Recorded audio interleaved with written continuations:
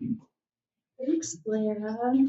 Thanks for saying nice things. I'm an alcoholic. My name is Aimee. Hi, Aimee. My sobriety date is August 18th of 2001. My home group is Lake City Young People, and I am the treasurer of that home group. I, as Lara mentioned, am currently the Area 72 Corrections Chair, so I do service in that way as well. Yeah, I have been nervous today, like trying to think and plan.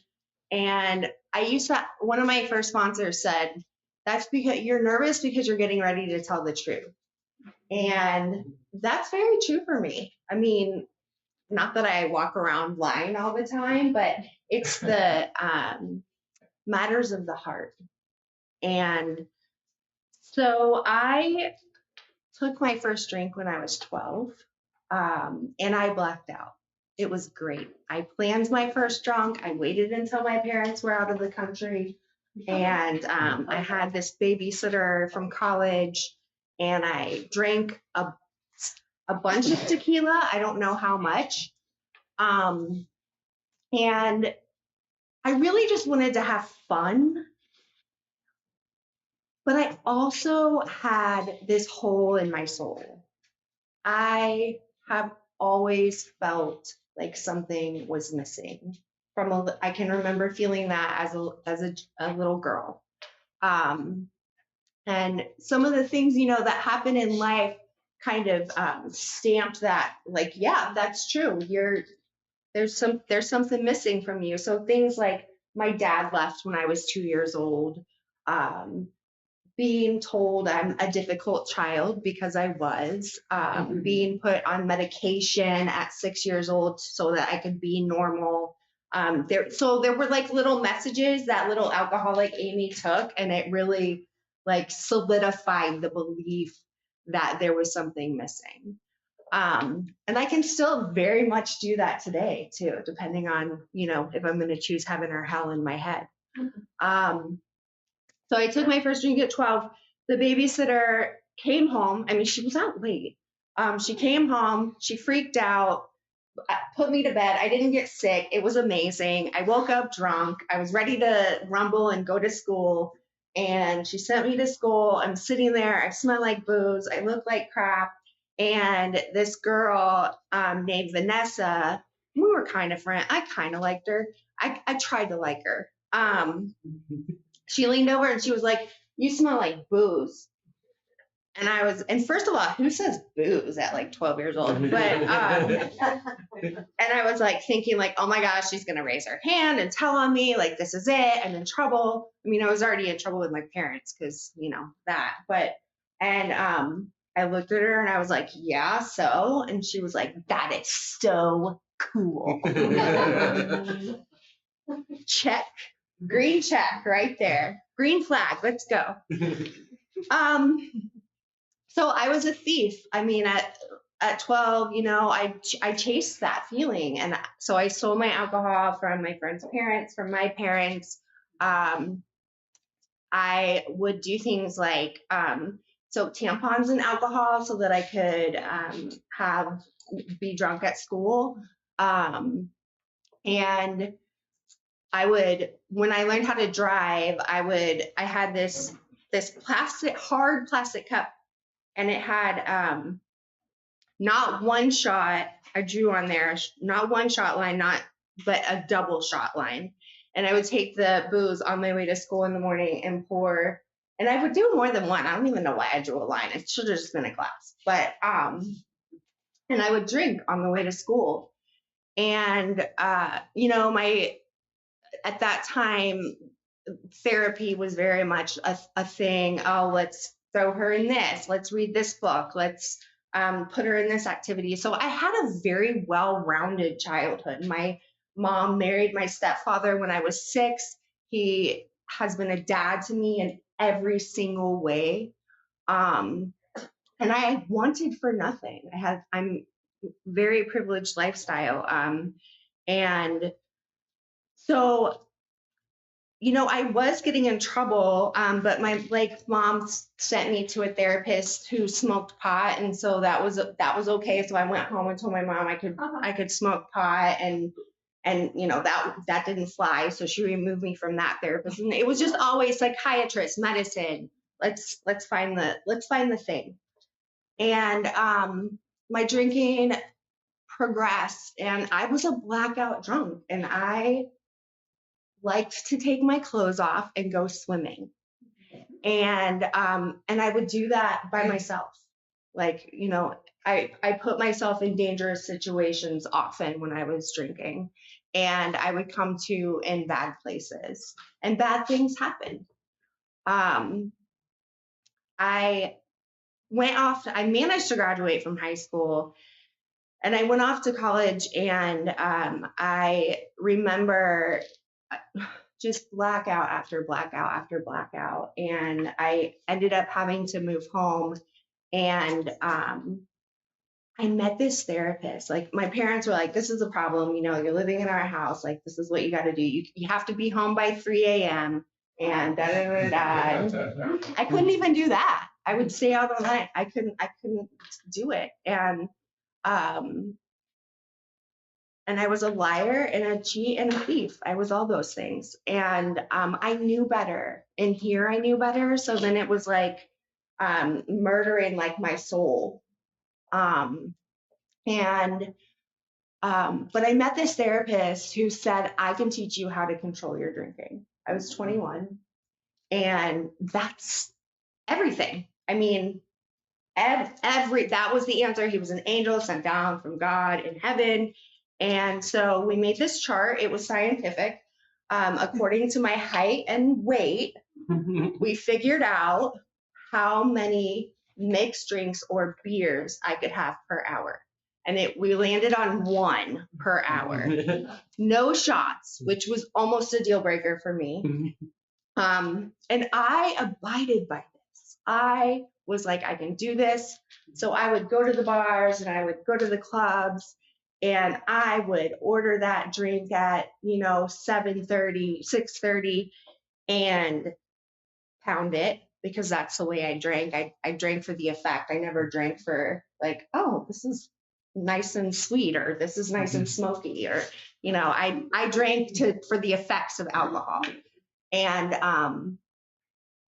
I would sit there for the rest of the time and watch the clock until it made its way to the next hour.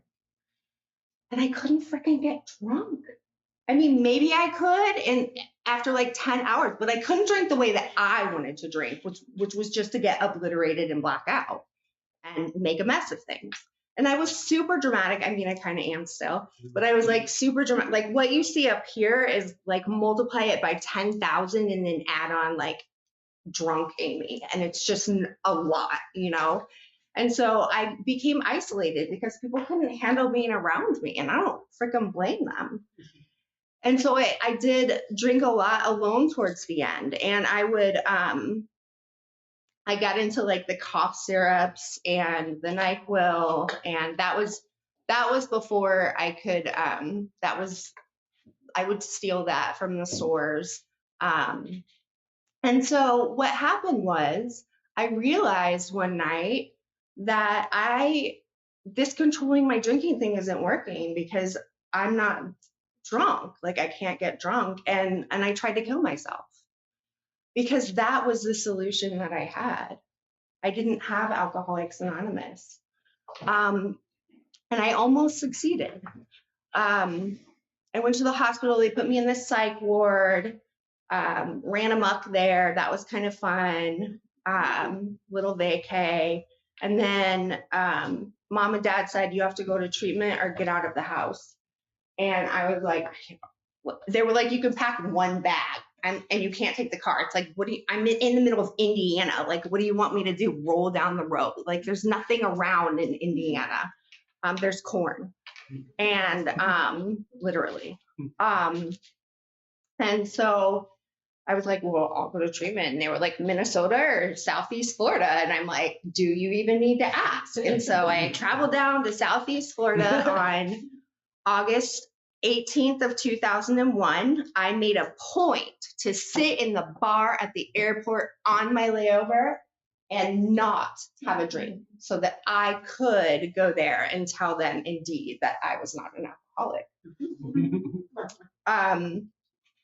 I did go through some DT, so I was treated for detox. And then I went over to the women's unit, and these people were old. They were losing homes and kids and like smashing up cars and losing marriages. And one of the people that worked there, they were in recovery. A lot of the people that worked at the facility were in recovery, and they said, you have to identify, don't compare. That's one of the most important things I've been told in this program, is to identify and don't compare. And as soon as I started identifying, thank you, I felt my walls kind of crumble, but I would not admit that I was an alcoholic. I went to meetings for a while, and when I introduced myself, I said, my name's Aimee, and I abuse alcohol. And it was very, very serious, and people would laugh at me, and they would tell me to keep coming back. And so I can remember I was in treatment on 9/11, and we didn't have access to a TV. We just had a radio. And I can remember when the second plane hit, and there was some women in treatment with me from New York. And I remember watching them like run to the phones to try to call their loved ones. One did end up, one of their family members did end up dying on 9/11. And when they couldn't get through, they just like would crumble to the ground. And then I watched the other women run over to them and hug them and love on them and pick them up and put them on the couch and sit with them and give them food. And that's what I've gotten in Alcoholics Anonymous. I haven't had to do one freaking thing alone since I've gotten here. And for someone who felt alone her whole life, that is a miracle. And I'll never forget that. I'll never forget that vision. So I got a home group. I went, it was a young person's meeting, and I got a sponsor and worked the steps. She cried more during my fifth step than I did. I still don't know why that is. I'm not sure if I hurt her feelings or what. I did a ninth step. So I wanted to travel to Indiana to make formal amends to my mom and dad. And so I wrote out letters as is suggested. And I went to make amends to my dad. And I started it out, like, dear dad, da da da da da. And he looked at me and he said, I don't ever want to hear another effing thing about it, except he said the F word. And he doesn't say the F word. And immediately, like, soul blasted, and I run up the stairs, ugly, crying, all dramatic. And I call my sponsor, and she said, well, he told you exactly how to make amends to him. Don't ever bring it up again. I'm like, oh, okay, I can live with that, My mom was the kind of person who was like, so when do you do that amends thing? Like, she was eager for it. And, she took the brunt of my disease. She really did.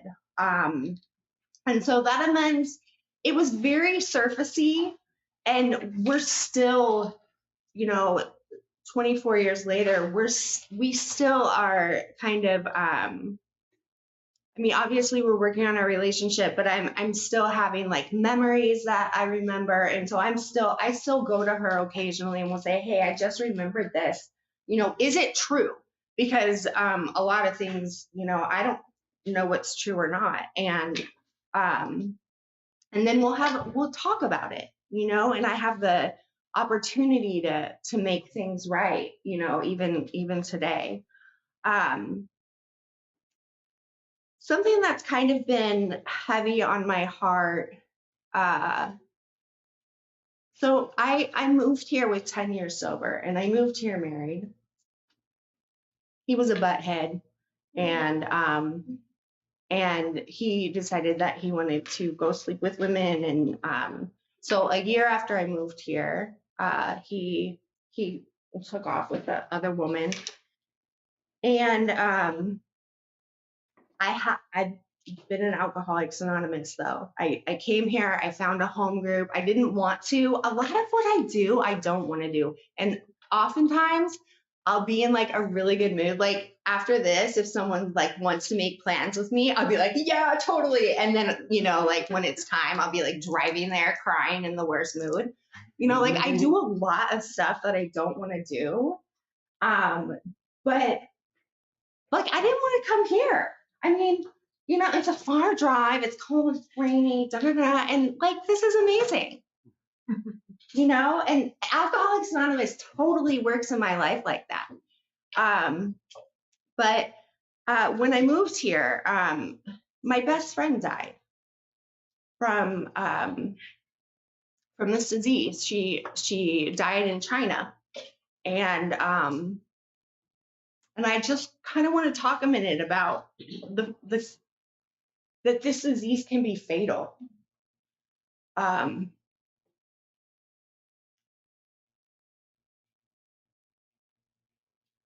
This was 12 years ago, and I still miss her every day. And she just couldn't put it down.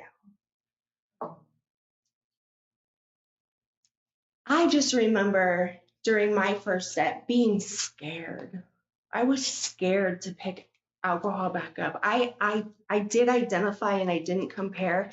And then I was told, don't let these things happen to you. They're yets for you. And at some point that became, to drink is to die. And I know that in my soul. And I remember that every day. It's kind of heavy on my heart too, because over Christmas, I learned that one of my sponsees from Florida passed away. And she fought for a long time. She fought to be sober, and she would put time together and then do the deal, and then slowly she would get back to where it was okay to pick up a drink. That's why I don't want to be. I don't ever want to be okay picking up a drink. Like the moment that becomes an option is the moment that I die. So thank you for putting up with my sadness for a little bit. I will say that because I had a home group, I was going to a women's meeting here in Seattle. During one of my darkest moments of going through this cheating husband divorce process, I had been to a meeting and I came home and I was all alone. I was still living in our apartment, and the apartment was dark, and I made it as far as like 3 steps in the front door, and I just crumbled. I was just feeling devastated and hopeless and ashamed. And I remember this woman telling me, it's going to get bad. Like divorce is really hard. And when you have those bad moments, call me. And I called her. I picked up the phone, and that's one of the promises, right? Like like my higher power doing for me what I cannot do for myself. It is not normal for me to pick up the phone and ask for help. And I called her and she said, Aimee, I promise you will get through this if you stay sober. And she was right. And today I am married to the most amazing man. That's all I'll say because he gets embarrassed. But like I feel undeserving sometimes. Like, and I wake up and wonder, like, how can I be a better wife to this person? Like, which is no, like I'm selfish and self-centered and don't want to do things and like wake up. I wake up in the morning and like with untreated alcoholism, and my first thought is usually like, I don't want to get out of bed. and I get up and, I have a pretty solid 11 step ritual that I do. It's my very own. I was able to come up with my own ritual, just like I was able to come up with my own higher power, who I met by working the steps. And so I do the third step prayer and the seventh step prayer and the St. Francis prayer. And I do some other hoodoo voodoo stuff. And I get centered, and then I go on about my day. And usually that works. I mean, it's kept me away from a drink, right? And my higher power is pretty cool, because if I get like waylaid, which I do often, like first thought wrong often, and then I get to like come back and get recentered and refocused, and I can take that space, even just if it's a heartbeat. I was one day sitting on in my car, and I got a phone call from my uncle, my biological dad's brother. And I looked for my biological dad. I wanted to meet him. I wanted to talk to him, and he actually just denied that I was even to his family. And I still wanted it, and I could never find him. He didn't want to be found, but my uncle, called me. This was, gosh, maybe like 8 years ago. And he said, your dad's dead. He's died of cardiac arrest in a psychiatric hospital. And I was, again, devastated. I get devastated a lot, if you can't tell. And was wailing, and I wasn't wailing because I didn't get to meet him. I was wailing because he died alone, and I would have sat with him.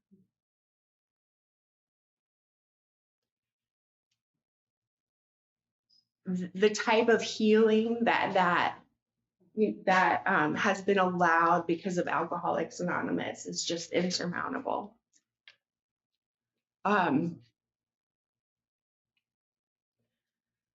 So this last year has been fun. I'm in general service, and I love corrections. I got into corrections towards the end of my DCM-manship. Not a word, just invented it.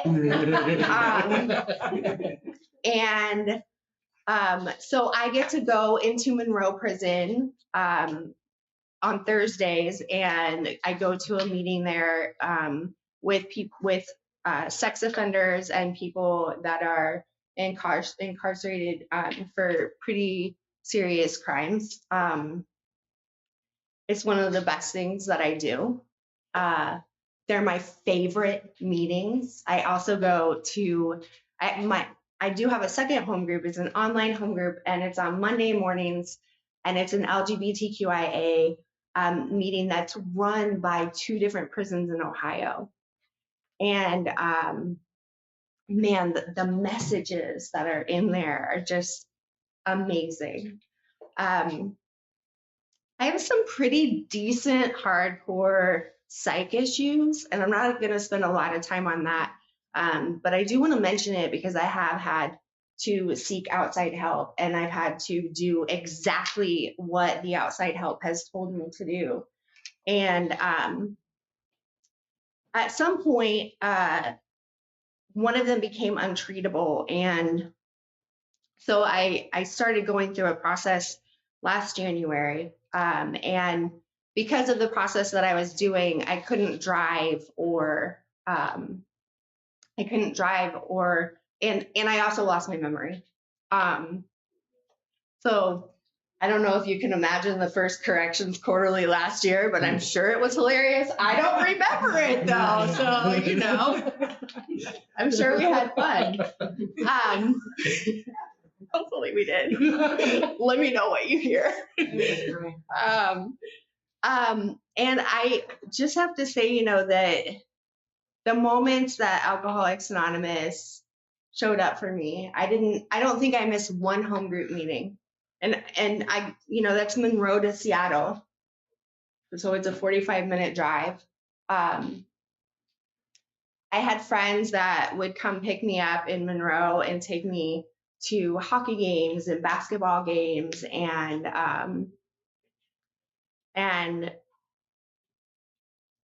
I stayed part of life because Alcoholics Anonymous was a part of my life. And I just can't say enough, you know, that even when I don't want to participate, there's been times in my sobriety where I've not participated in AA. I have been a true dry drunk. And for me, what happens is I get suicidal. And, you know, when I moved to Monroe, I found a women's meeting that was like across the street from the basement that I was living in with my tiny dog. And I went over there in my pajamas and announced who I was, and they loved me and took care of me. And, you know, like every time I choose life, like Alcoholics Anonymous is a part of it. You know, I really wanted to end on some big, grand thing, but I'll just say this. Thank you for my sobriety. Thank you.